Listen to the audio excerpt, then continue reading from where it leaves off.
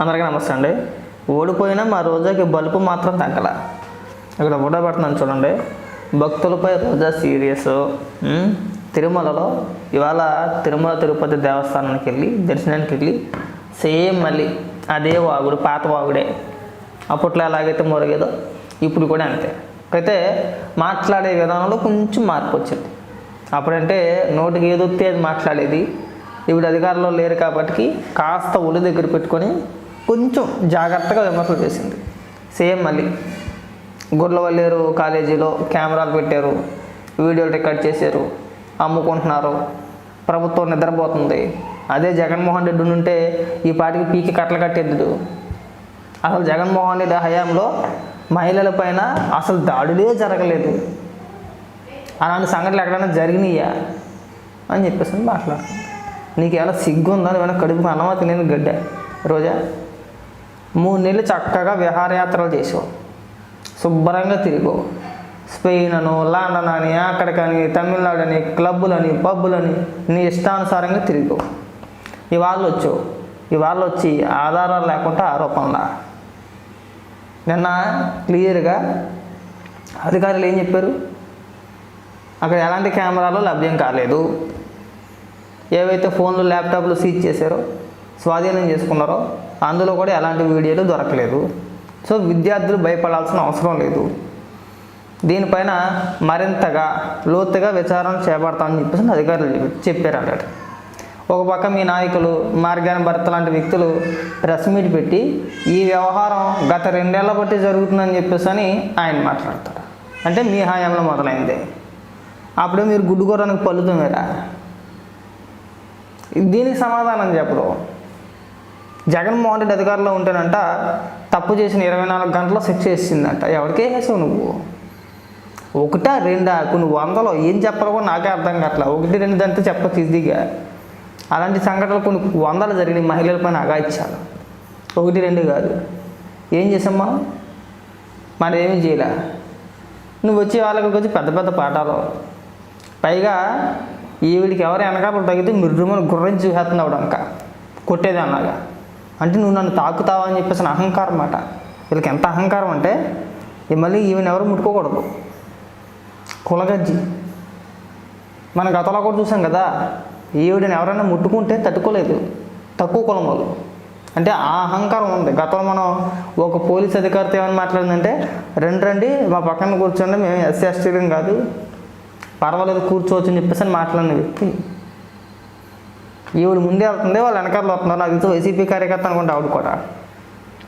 ఆవిడ కులం ఏంటి, ఆవిడ క్యాస్ట్ ఏంటి నాకు తెలియదు, కానీ నేను దాని గురించి మాట్లాడదలుచుకోరా. ఆవిడ జస్ట్ తగిలింది అంతే. తగంగానే పెద్ద పెద్ద కళ్ళు చేసేసి, ఇంత కళ్ళు చేసేసి వీడియో లేకపోతే కొట్టేదేమో నిజంగా. అరిగిపోతావా? తగిలితే నీ సొమ్మైనా అరిగిపోద్దా? లేదా నువ్వేనా అరిగిపోతావా? లేదా నేను ఎవడు ముట్టుకోకూడదా? మహిళే కదా. సరే, ఏ అబ్బాయో లేదంటే ఎవరో ఒక అతను ముట్టుకున్నాడో తగిలాడని చెప్పేసి అంటే దానికి అర్థం ఉంది. ఒక మహిళ పైన మళ్ళీ మన పెద్ద పెద్ద కోపాలు ఎక్కడికి సూక్తులు చెప్పడం, ఇక్కడ నీతులు చెప్పడం. మళ్ళీ మనం ఇక్కడ కొద్దిగా సిగ్గుపడి ఇలాంటి ఆరోపణలు చేసి ఉన్న పురుగు బాగొట్టుకున్నాం. ఆయన అగిరిలో తగలాడు. మీరు చెప్పమాకండి పరిపాలనా విధానాల గురించి. ఏ రోజైనా మాట్లాడావా? ఏ రోజైనా సరే 10 ఏళ్ల బాలుని మజిలీపట్నం అనుకుంటా, 10 ఏళ్ల బాలుడు తన అక్కని ఎందుకు ఏడిపోతున్నారని చెప్పి అడిగినందుకు పెట్రోల్ పోసి తగిలేసి చంపేశారు. మాట్లాడావా? మహిళే కదా. కృష్ణానది ఒడ్డున ఒక జంట వెళ్తుంటే అతన్ని మగతను కొట్టి ఆ మహిళ పైన అత్యాచారం చేశారు. ఆ రోజు మాట్లాడాల. అలాంటి 1 కాదు 2 కాదు, అలాంటి సంఘటనలు ఎన్నో జరిగినాయి. 1, 2 కాదు. స్పందించావా ఏ రోజైనా? కానీ ప్రభుత్వంలో ఉండి కనీసం పరామర్శకు వెళ్ళావా? మంత్రిగా ఉండి ఎక్కడికైనా వెళ్ళావా? ఇవాళ ముఖ్యమంత్రి గారు వెళ్ళలేదు, హోంమంత్రి గారు వెళ్ళలేదు అని చెప్పేసి వాళ్ళు పాఠాలు చెప్తావా? పులివెందులో ఒక మహిళ పైన అత్యాచారం జరిగితే పరామర్శ వంగలపూడి అనిత గారు వెళ్తే ఆవిడ పైన ఎస్టీ కేసు పెట్టారు మీరు. ఆవిడ పైన నీకేమైనా సిగ్గుందా అసలు? ఇలాంటి సంఘటనలు జరగలేదా? అగాయిత్యాలు జరగలేదు మీ హయాంలోని. మీరేం చేశారు? ఎంతమంది శిక్ష చేశారు? దిశా చట్టం అన్నారు, దిక్కు ముక్కులేని చట్టం తీసుకొచ్చారు దిశా చట్టం అని చెప్పేసి అని. కేంద్రం అనుమతి లేదు, ఇక్కడ పోలీస్ స్టేషన్లు నిర్మించేశారు, 21 రోజుల్లో శిక్ష వేస్తామన్నారు. ఏమైందయ్యా అంటే ఏమీ కాదా, ఏం అవలా. అదొక ఫేక్.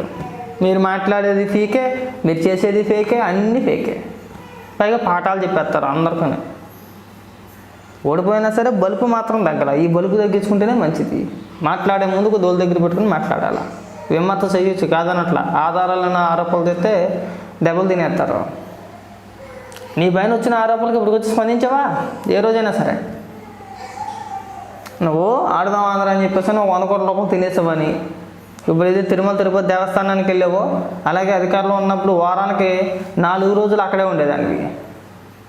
విఐపి బ్రేక్ దర్శనాలు అని చెప్పేసి అని కూడా ఒక 30 మంది 40 మందిని ఎండబెట్టుకుని తీసుకెళ్ళిపోయేదానికి. అవి కాకుండా లెటర్లు అమ్ముకున్నారు, కూడా తీసుకెళ్ళి మనిషికి ఇంత అని చెప్పేసి వసూలు చేశారు. అది కాకుండా శ్రీవాణి ట్రస్ట్లో తినేసామని చెప్పేసి కొన్ని ఆరోపణలు వస్తున్నాయి. అది కాకుండా నగరిలో ఉన్న 5 మండలాన్ని పనిచేసుకున్నారనే ఆరోపణలు వస్తున్నాయి. స్వయంగా మీ నగరి నాయకులు చెప్పారు, వైఎస్ఆర్సీపీ పార్టీ నాయకులు.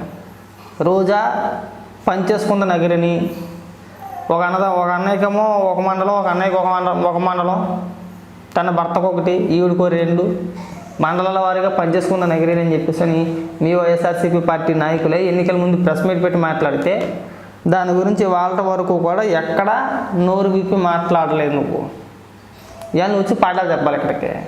ప్రభుత్వానికి తెలియదా ఏం చేయాలి ఏంటి అనేది? ఎప్పుడైనా కనపడ్డావు నువ్వు అసలు?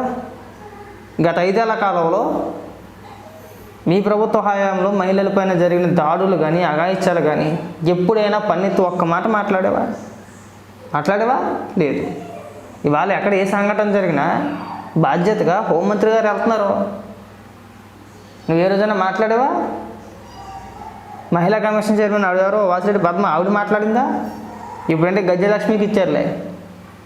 గజ్జలక్ష్మికి శ్రీరెడ్డికి పెద్ద తేడా ఏమి ఉండదు, ఇద్దరికిద్దరే ఇంచుమించు. అంటే భాష పరంగా, వ్యక్తిత్వాలు కాదు భాష పరంగా ఇద్దరు సేమ్ ఒకటే. కాబట్టి ఏంటంటే ఈ అప్పాబాయ మాటలు మాట్లాడమాకండి. మీ హయాంలో మీ నాయకులే, మీ కార్యకర్తలే ఇంతకంటే ఘోరమైన కార్యక్రమం చేశారు. అక్కడ దాకా ఎందుకు గోరంట్ల మాది ఇప్పించారు. ఏదైతే మహిళలు కాదేటి అటుపక్క ఉన్నది, అంబటి రాంబాబు అటుపక్క ఉన్న వ్యక్తులు మహిళలు కాదేటి. ఇప్పుడు అనంతబాబు, విజయసాయిరెడ్డి చెప్పుకుంటా పోతే మీ పరివైపోద్ది. వాళ్ళపైన నువ్వు మాట్లాడాలనుకో. రీసెంట్గా అనంతబాబు ఇష్యూ నడిచింది కదా, ఇప్పించాడు కదా, ఒక మహిళతో అలా ఎందుకు మాట్లాడని చెప్పేసి మాట్లాడేవా? స్పందించవా? సిగ్గా? మీరు మాత్రం మాట్లాడరు, అందరూ స్పందించేయాలా, అందరిపైన మనం బురద చల్లేయాలా. కొద్దిగా తగ్గించుకుంటే మంచిది రోజా, మీ మంచి గురించే చెప్పేది.